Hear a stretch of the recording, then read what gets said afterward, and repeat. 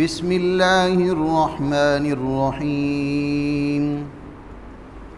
افتطمعون ان يؤمنوا لكم وقد كان فريق منهم يسمعون كلام الله ثم يحرفونه من بعد ما عقلوه وهم يعلمون وَإِذَا لَقُوا الَّذِينَ آمَنُوا قَالُوا آمَنَّا وَإِذَا خَلَا بَعْضُهُمْ إِلَى بَعْضٍ قَالُوا أَتُحَدِّثُونَهُم بِمَا فَتَحَ اللَّهُ عَلَيْكُمْ لِيُحَاجُّوكُم بِهِ عِندَ رَبِّكُمْ افلا تعقلون اولا يعلمون ان الله يعلم ما يسرون وما يعلنون۔ پناہ مانگتا ہوں میں اللہ کی شیطان مردود سے۔ شروع کرتا ہوں اللہ کا نام لے کر جو بے حد مہربان اور نہایت رحم کرنے والا ہے۔ اے ایمان والو، کیا تم امید رکھتے ہو کہ یہ یہود ایمان لائیں گے تمہارے لیے، درحال کہ ان میں ایک ایسی جماعت ہے جو اللہ کا کلام سنتے ہیں، پھر اس اللہ کے کلام میں تبدیلی کر دیتے ہیں بعد اس کے کہ وہ سمجھتے ہیں اس کو اور اس چیز کو وہ جانتے ہیں۔ اور جب وہ لوگ ایمان والوں سے ملاقات کرتے ہیں تو کہتے ہیں کہ ہم ایمان لے کر آئے، اور جب تنہائی میں ایک دوسرے سے ملتے ہیں تو کہتے ہیں کہ تم نے ان کو کیوں بتلایا ان چیزوں کو جس کو اللہ رب العزت نے تم پر کھول دیا،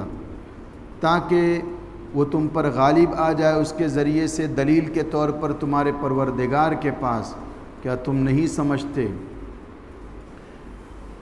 کیا انہیں معلوم نہیں کہ اللہ رب العزت جانتا ہے ان چیزوں کو جس کو وہ چھپاتے ہیں اور ان چیزوں کو بھی جس کو وہ ظاہر کرتے ہیں۔ معزز حاضرین مجلس اور پردہ نشین خواتین اسلام، گزشتہ آیات میں بنی اسرائیل کی بہت ساری برائیوں کا تذکرہ ہو چکا تھا،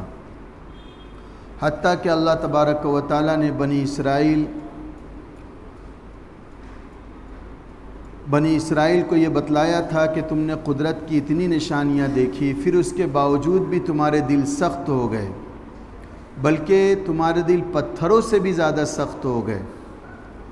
اور یہ بھی اللہ رب العزت نے فرمایا تھا کہ دیکھو بعض پتھر تو مفید ہوتے ہیں، انسانوں کو فائدہ پہنچاتے ہیں، لیکن تمہاری یہ حالت ہو گئی کہ تم پتھروں سے بھی بدتر ہو گئے۔ یہ اللہ رب العزت فرماتا ہے کہ یہ اللہ رب العزت کے احکامات سے غافل ہے، مگر اللہ تعالیٰ ان کے اعمال سے غافل نہیں۔ جو وہ کچھ کر رہے ہیں سب اللہ رب العزت جانتا ہے۔ اب جو آیتیں آپ لوگوں کے سامنے تلاوت کی گئی ہے، اللہ تعالیٰ نے اس کے اندر یہودیوں کی دوسری خرابی کا ذکر فرمایا ہے، جس کے ترجمے کے شروع میں نے آپ لوگوں کے سامنے کیا تھا کہ اے ایمان والو، جبکہ یہاں ایمان والوں کا لفظ نہیں ہے، لیکن چونکہ یہ آیت جو ذکر کی گئی ہے اس میں خطاب جو ذکر کیا گیا ہے وہ مسلمانوں سے ہے۔ کون سے مسلمانوں سے ہے؟ اس وقت کے مسلمانوں سے ہے جب یہ آیت کریمہ نازل ہو رہی تھی آپ صلی اللہ علیہ وسلم کے قلب اطہر پر۔ اس وقت جو موجود تھے مسلمان صحابہ کرام، ان کو خطاب ہو رہا ہے کہ دیکھو تم یہ امید اور توقع رکھتے ہو کہ یہ جو اہل کتاب ہے، یہود جو ہے، وہ ایمان لے کر آ جائیں گے تمہاری وجہ سے، تمہارے کہنے کی وجہ سے۔ یہ نہیں ہو سکتا، وہ ایمان نہیں لا سکتے۔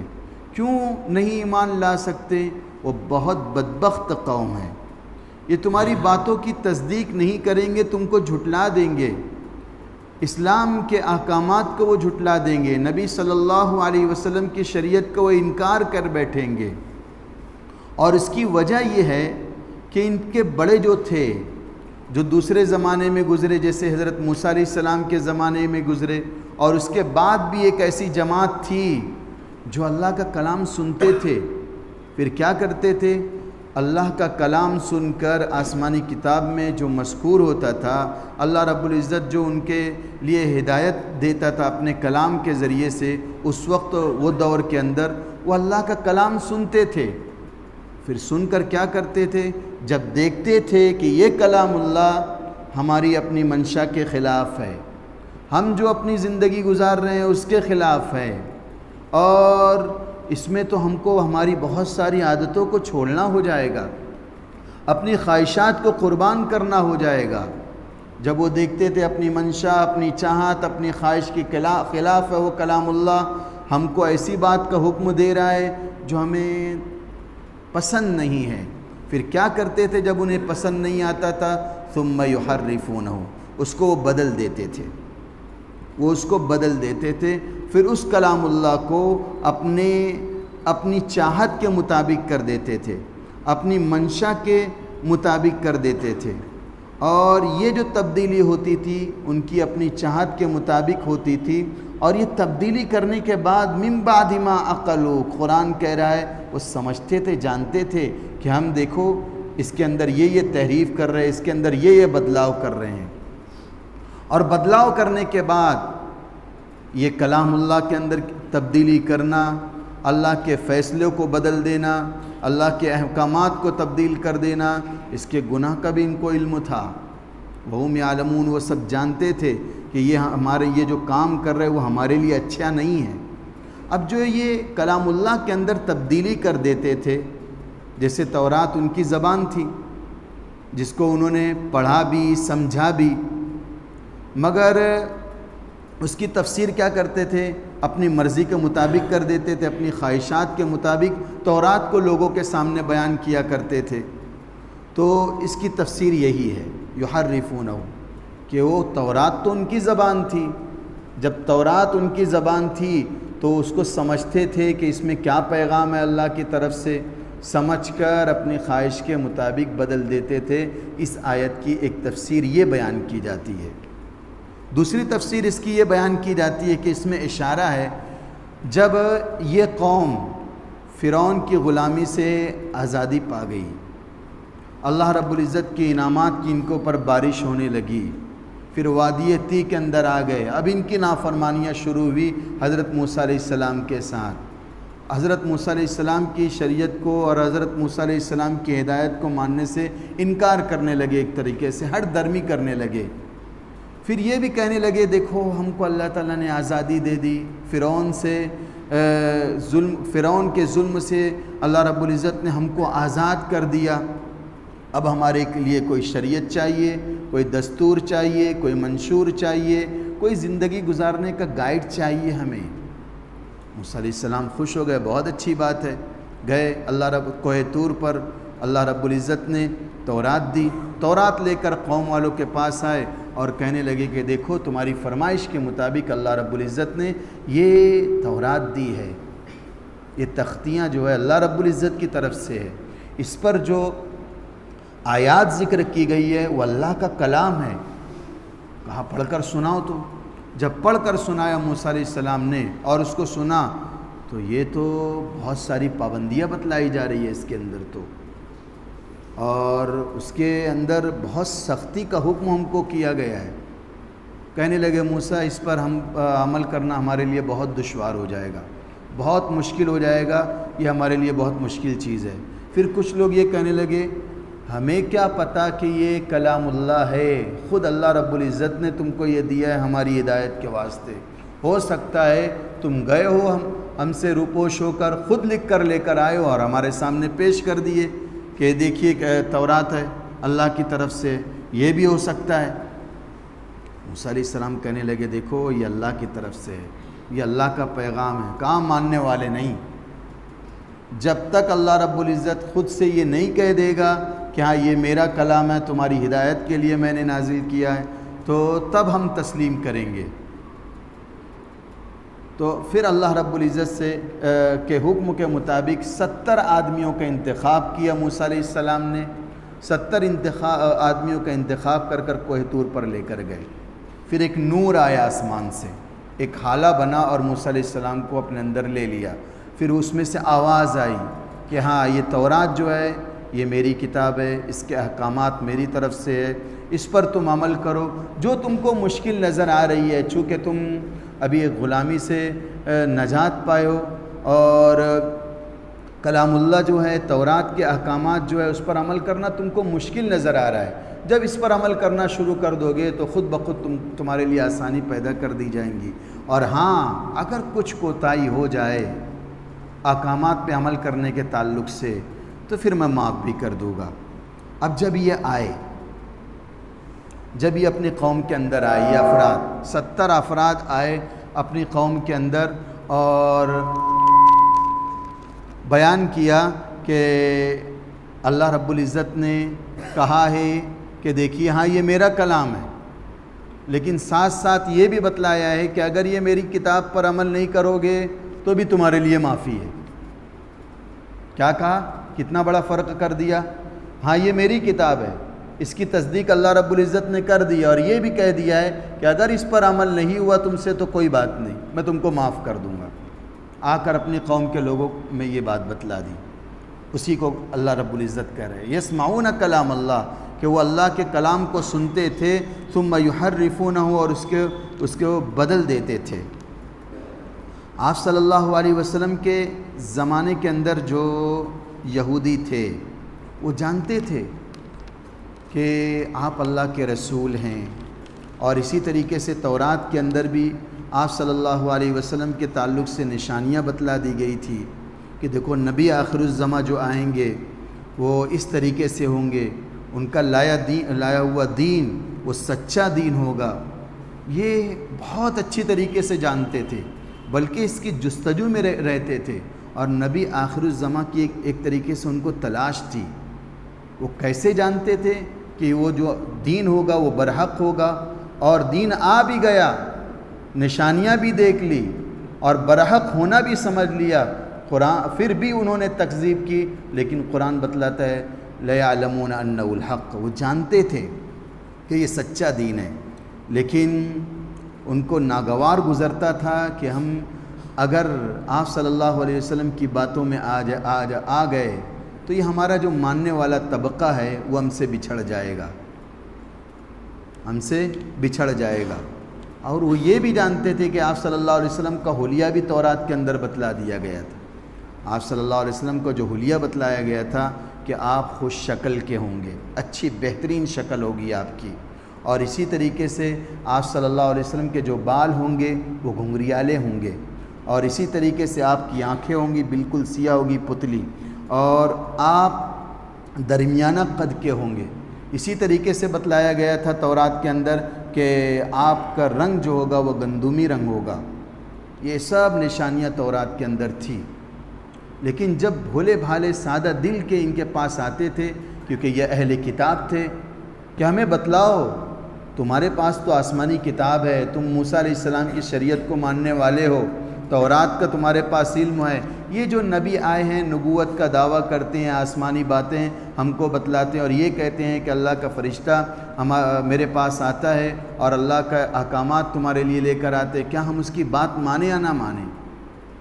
اور تم ہی لوگ تو بتلاتے تھے کہ تورات کے اندر یہ جو نبی آئیں گے ان کے اندر یہ نشانیاں ہوں گی، تو ہم تو ساری نشانیاں ان کے اندر پا رہے ہیں۔ جو کہتے تھے نہیں وہ جو نشانیاں تورات کے اندر وہ ایسی نہیں ہیں، بلکہ تورات پھر پڑھ کر بتلاتے تھے۔ اب زبان کہاں سمجھنے والی عام لوگوں کو، سادہ دل لوگوں کو، تو بتلاتے تھے کہ دیکھو جو نشانیاں ہیں وہ اس طریقے سے کہ آپ صلی اللہ علیہ وسلم کے جو بال ہوں گے وہ لمبے ہوں گے، یعنی سیدھے ہوں گے، گھنگریالے نہیں ہوں گے، آپ کی آنکھیں نیلی ہوں گی، اسی طریقے سے آپ کا قد جو ہوگا لمبا قد ہوگا۔ اس طریقے سے بدلاؤ کر دیا اور بدلتے، پھر وہ جو سادہ دل جو ایمان لانا چاہتے تھے ان کی وجہ سے ایمان لانے سے رک جاتے تھے، یہ اس طریقے سے کرتے تھے۔ حالانکہ آپ صلی اللہ علیہ وسلم جب ہجرت کر کے مدینۃ المنورہ آئے تو آپ صلی اللہ علیہ وسلم کی دلی خواہش تھی کہ کیسے اسلام کی رغبت ان کے دلوں میں پیدا ہو جائے، چونکہ وہ اہل کتاب تھے، یعنی آسمانی شریعت ان کے پاس تورات کی شکل میں موجود تھی، چاہے وہ تحریف شدہ تھی، بدلاؤ تھا، لیکن چونکہ پھر بھی وہ اللہ کو مانتے تھے، پچھلے رسول پر ایمان رکھتے تھے، تو آپ صلی اللہ علیہ وسلم ترغیب دلانے کے طور پر ان کے بہت سارے احکامات کی موافقت کرتے تھے۔ بہت سارے احکامات کی موافقت کرتے تھے۔ آپ صلی اللہ علیہ وسلم نے دیکھا کہ یہ لوگ بیت المقدس کی طرف رخ کر کے نماز پڑھتے ہیں، تو آپ صلی اللہ علیہ وسلم نے شروع میں ادھر رخ کر نماز پڑھنا شروع کر دیا۔ پھر دیکھا کہ ان کے اندر کچھ بدلاؤ نہیں آ رہا ہے، تاکہ وہ جانے کہ ہاں یہ دیکھو یہ ان کا جو دین ہے ہمارے دین سے ملتا جلتا ہے۔ یہ ترغیب کے طور پر آپ صلی اللہ علیہ وسلم نے ایسا کیا تھا۔ پھر یہ دیکھا کہ وہ لوگ مانگ نہیں نکالتے ہیں بالوں کے اندر، پیچھے بالوں کو چھوڑ دیتے ہیں، تو آپ صلی اللہ علیہ وسلم نے اس کے اندر بھی موافقت کی، اور اس کا بھی ان کے اوپر کچھ اثر نہیں ہوا۔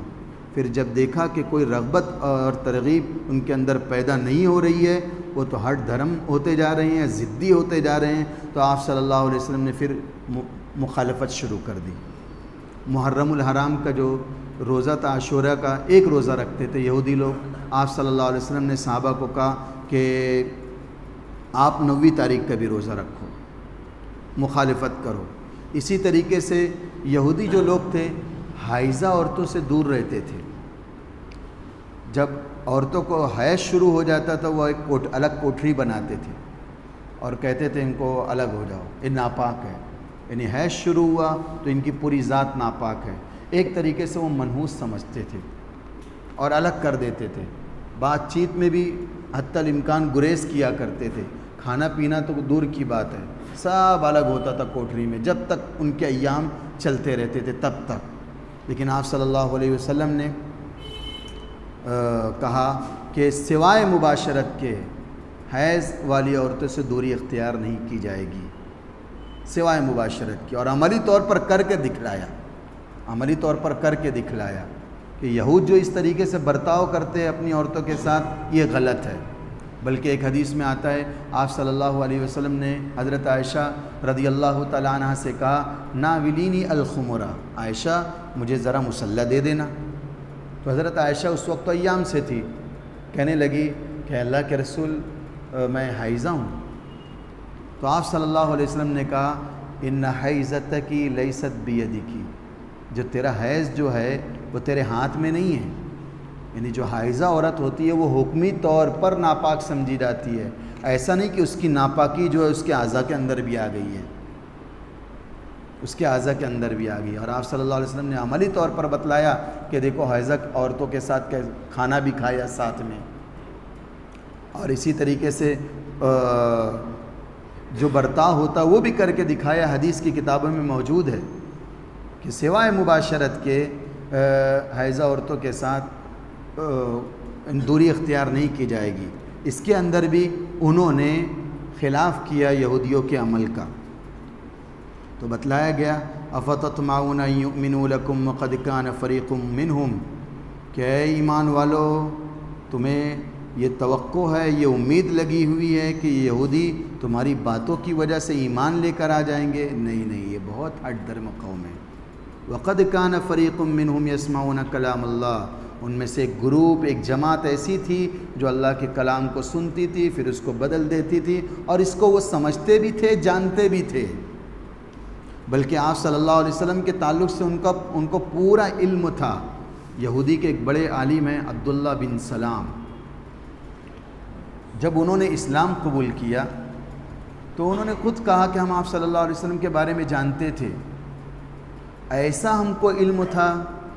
جیسا کہ ہم اپنے بچوں کے تعلق سے ایک ایک چیزیں جانتے ہیں، ویسے آپ صلی اللہ علیہ وسلم کی پوری صفات، پورا حلیہ، پوری نشانی، نبوت کی علامات، سب اس کے بارے میں ہم جانتے تھے۔ عبداللہ ابن سلام جو یہودیوں کے بڑے عالم تھے وہ خود یہ کہتے تھے، جس کو قرآن نے بھی کہا یعرفونہ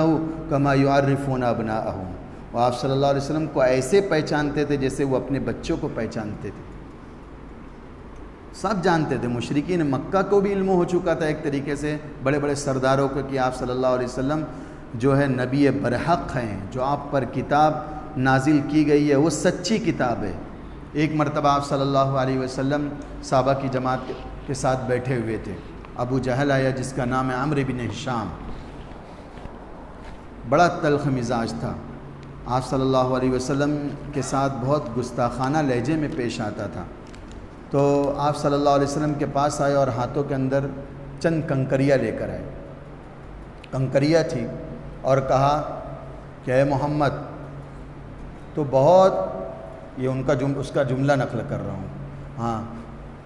تو بہت آسمانی باتیں کرتا ہے اور یہ کہتا ہے کہ اللہ کا فرشتہ میرے پاس آتا ہے، جنت اور دوزخ کے حالات بیان کرتا ہے، ذرا یہ بتلا دے میری مٹھی میں کیا ہے، میری مٹھی میں کیا ہے یہ بتلا دے۔ تو آپ صلی اللہ علیہ وسلم نے کہا اگر جو چیز تمہاری مٹھی میں ہے اگر وہی گواہی دے دے کہ میں کون ہوں کیا ہوں، تو پھر تو بولے بہت اچھی بات ہو جائے گی اگر وہ چیز گواہی دے دے گی۔ تو پھر ان کنکریوں نے بولنا شروع کیا سبحان اللہ سبحان اللہ سبحان اللہ، اور ایک روایت میں آتا ہے لا الہ الا اللہ محمد الرسول اللہ۔ پھر حقارت آمیز لہجے کے اندر اس کنکریوں کو ابو جہل نے دور پھینکا اور کہا کہ تم بھی اس کی طرفدار ہو گئی ہو، کنکریوں کو خطاب کر کے تم بھی اس کی طرفدار ہو گئی ہو۔ اب ضدی پن کا تو کوئی علاج نہیں ہوتا ہے، تو ایسا ضدی پن ان کے اندر بھی آ گیا تھا، اور یہی روش آج کل کے مسلمانوں کے اندر بھی آتی جا رہی ہے۔ اسی لیے تو خطاب مسلمانوں کو ہو رہا ہے۔ پچھلی آیتوں کے اندر تو خطاب یہودیوں کو ہوتا تھا، وَإِذْ قَتَلْتُمْ نَفْسًا فَادَّارَأْتُمْ فِيهَا ثُمَّ قَسَتْ قُلُوبُكُمْ، یہ سب خطاب کیا یہودیوں کو تھا، اور یہاں خطاب ہو رہا ہے مسلمانوں کو کہ دیکھو یہ کیسے ہٹ درم ہو چکے ہیں، ان کے آباء و اجداد کی روش پر چلتے جا رہے ہیں، نبی برحق آ چکا ہے پھر اس کے باوجود بھی ایمان نہیں لا رہے ہیں۔ آج کل کے مسلمانوں کی بھی روش اس طریقے سے ہوتی جا رہی ہے، وہ یہ نہیں سمجھتے کہ ہم یہودیوں کے نقش قدم پر چلتے جا رہے ہیں، لیکن ہے ہٹ درمی ان کے اندر آ گئی ہے۔ دین کی باتوں کو سننا بہت دشوار گزرتا ہے، بہت دشوار گزرتا ہے، اور اسی طریقے سے جو دین سے دور ہیں اور عقلیت پسند ہے، جو عقل کہتی ہیں اس کو مانتے ہیں، ان کے ساتھ رہ کر الحاد اور بے دینی ان کے اندر دبے پاؤں آتی جا رہی ہے۔ اور ایک وقت تو آتا ہے آپ اللہ رب العزت کے بہت سارے احکامات کے انکار کر دیتے ہیں، اور اسی طریقے سے آپ صلی اللہ علیہ وسلم کی بہت ساری شریعت کو جھٹلا دیتے ہیں۔ آپ صلی اللہ علیہ وسلم کی بہت ساری ایسی سنتیں جو ہوتی ہے جو روح کو تر و تازہ رکھتی ہے، وہ کہتے ہیں یہ سب فرسودہ خیالات ہیں، اس طریقے سے بتلاتے ہیں۔ یہ سب ان کی جو باتیں ہیں سب یہ یہودیوں کے روش پر چلنے کی وجہ سے ہو رہی ہے۔ جا بجا قرآن بتلاتا ہے کہ دیکھو یہ تمہارے دشمن ہیں، اور بہت سخت دشمن ہیں، کبھی یہ مسلمانوں کا اچھا نہیں چاہیں گے۔ ایک مرتبہ ایک ملحد کسی عالم صاحب کے پاس آیا اور کہنے لگا کہ یہ جو پوری دنیا اور کائنات کا جو نظام چل رہا ہے نا، یہ مقناطیسی نظام پر ہے، مقناطیسی نظام پر ہے، یعنی جس کو ہم چمک کہتے ہیں، یعنی ایک چیز دوسرے کو اپنے کھینچ رکھی ہے اپنی طرف، اور سب ہر چیزوں کے اندر ایک جماؤ پیدا ہو گیا ہے، یہ مقناطیسی نظام کی وجہ سے۔ لہٰذا خدا نہیں ہے، خدا نہیں قابو میں رکھا ہے اتنی بھاری بھرکم چیزوں کو، انکار کرنے لگا۔ یہ سب مقناطیسی نظام کے تحت ہو رہا ہے۔ وہ جو بزرگ تھے پاس ان کے چھڑی رکھی تھی، مار دی ان کو، وہ جو ملحد تھا مار دی اس کو۔ وہ غصہ ہو گیا کہ آپ نے مجھ کو مارا، آپ نے مجھ کو مارا، اور اب تو تم کو اللہ موجود ہے اس کی دلیل دینا ہی ہوں گی۔ انہوں نے کہا کہ تم کہتے ہو میں نے تم کو مارا، کہاں مارا میں نے تم کو، تم جھوٹ بولتے ہو، ابھی تو تم نے مجھ کو مارا لاٹھی سے، کہاں مارا میں نے؟ تو آپ نے لاٹھی اٹھائی اور مجھ کو مارا؟ تو کہنے لگا نہیں یہ لاٹھی کی وجہ سے نہیں مار پڑی ہے، آپ کے ذہن کے اندر نہ ایک مقناطیسی صلاحیت ہے جو لاٹھی کو کھینچی اور آپ کے جسم پر آ لگی، اور وہ مقناطیسی جو صلاحیت تھی آپ کے ذہن میں وہ کچھ کم ہے، زور اگر بہت پاورفل رہتی تو بہت زور سے لگتی ہے آپ کو، تو ہلکے میں لگی آپ کو۔ پھر کہنے لگا یہ کیسے اس کے اندر مقناطیسی صلاحیت آ گئی؟ تو کہنے لگے وہ بزرگ، دیکھو یہ اتنی بڑی بڑی چیزیں جو ہیں جو تم کہتے ہو مقناطیسی صلاحیت سے رکی ہوئی ہے، یہ سب بتلاتی ہے کہ ایک اللہ واحد ہے جو اس نظام کو پورا سنبھالے ہوئے ہے، وہ ایک نظام کو سنبھالے ہوئے ہے۔ ایک انگریز مولانا شبیر عثمانی سے کہنے لگا مولانا شبیر عثمانی کون؟ یہ جو دیکھو آپ دیکھتے ہوں گے سعودی کا ایک بڑا قرآن ہے، اس کے اندر اردو میں ترجمہ کیا گیا ہے، بڑا، پہلے 30ویں پارے کی جب تفسیر کرتا تھا وہ رکھا رہتا تھا یہاں پر، وہ علامہ شبیر عثمانی نے اس کی تفسیر لکھی ہے۔ ڈھابیل کے اندر بھی پڑھاتے تھے، استاد تھے وہاں کے، تو وہاں پر بھی انہوں نے، وہاں ایک روم آج بھی موجود ہے، وہاں بیٹھ کر اس کی تفسیر لکھا کرتے تھے۔ بلکہ وہاں پر ہمراڈ کر کے ایک ساحلی علاقہ ہے، جب سورہ رحمان کی وہ آیات لکھ رہے تھے، مرج البحرین یلتقیان بینہما برزخ لا یبغیان، کہ دو سمندر آپس میں مل جاتے ہیں، مرج البحرین یلتقیان بینہما برزخ، اور ان کے درمیان ایک آڑ ہوتی ہے جو آپس میں ایک دوسرے کے پانی کو ملنے نہیں دیتی ہے، یعنی کھارا پانی اور میٹھا پانی آپس میں ملتا نہیں ہے، یہ ہے ایسا۔ تو انہوں نے اس ہمراڈ کی مثال دی وہاں کے سمندر کی، اور باقاعدہ جا کر تحقیق کی ہے کہ اوپر نمکین ہے، کچھ فٹ نیچے اتر کر وہاں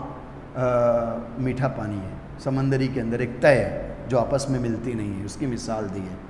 تو ان کے پاس ایک انگریز آیا علامہ شبیر عثمانی کے پاس، اور کہنے لگا کہ حضرت آپ کے کلام اللہ میں، قرآن شریف میں بار بار مسلمانوں کو یہ دعوت دی گئی ہے کہ کائنات کے اندر غور و فکر کرو، اس کے اندر قدرت کی بہت ساری نشانیاں ہیں، بار بار غور و فکر کی دعوت دی گئی ہے۔ دیکھا جاتا ہے مسلمان اس طرف اپنی رغبت نہیں دکھلاتے ہیں، اور غور و فکر کرتے ہوئے بہت کم نظر آتے ہیں، یا تو ہے ہی نہیں، اس میں غور و فکر ہے ہی نہیں مسلمانوں کو۔ اور ہماری تحقیق دیکھو، ایک ایک باریک چیزوں پر ہماری ریسرچ جاری رہتی ہے، اور یہاں تک کہ قدرت کی بڑی بڑی چیزیں جو ہیں، سیارے، ستارے، اس پر بھی ہماری تحقیق چلتی ہے، اربوں روپیے ہم خرچ کر دیتے ہیں، چاند پر چلے گئے اس تحقیق میں ہی۔ تو انہوں نے اس کا جواب دیا کہ دیکھو، ایک شاہی محل ہوتا ہے، شاہی محل کے اندر داخلہ لینے والے نہ دو طریقے کے لوگ ہوتے ہیں، ایک شاہی مہمان ہوتا ہے، ایک شاہی مہمان ہوتا ہے جس کا مقصد ہوتا ہے مجھ کو صرف بادشاہ سے ملاقات کرنا، میرا مقصد، اس کا مقصد کیا ہوتا ہے؟ بادشاہ سے ملاقات کرنا۔ جب وہ دربار میں داخل ہوتا ہے تو چیزوں کو سرسری دیکھتا ہے، تحقیق کرتے ہوئے نہیں گزرتا ہے، کیونکہ اس کا مقصد ہوتا ہے بادشاہ سے ملاقات کرنا ہے۔ وہ اس منزل کو دیکھتا ہے، اس راستے پر اس کی نظر رہتی ہے کہ وہ جو راستہ بادشاہ تک پہنچتا ہے، اور وہ بادشاہ سے ملتا ہے۔